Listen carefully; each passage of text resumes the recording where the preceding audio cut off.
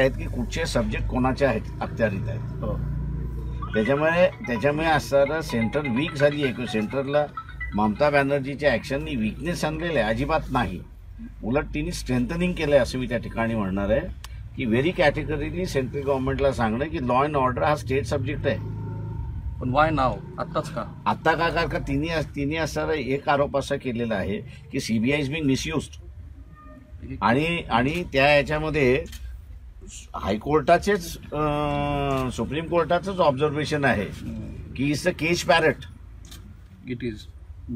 त्याच्यामुळे असं केज पॅरट वापरण्याचं की न वापरायचं माझ्या राज्यामध्ये मी I am also an elected representative and law and order हा माझा सब्जेक्ट असताना मी सेंटरला गोंधळ घालू देणार नाही.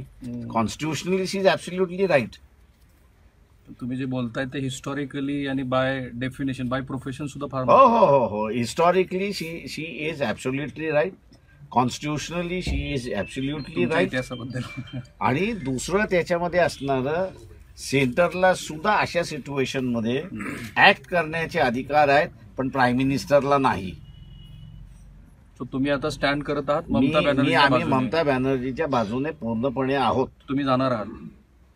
जाण्याची गरज नाही. जाण्याची आम्हाला गरज नाही. पण आम्ही असताना आमचा पाठिंबा आम्ही कळवलेला आहे की आमचा असणारा पाठिंबा आहे. त्यांना गरज वाटली त्यांनी म्हटलं की येऊन जा तुम्ही निश्चितपणे जाऊन.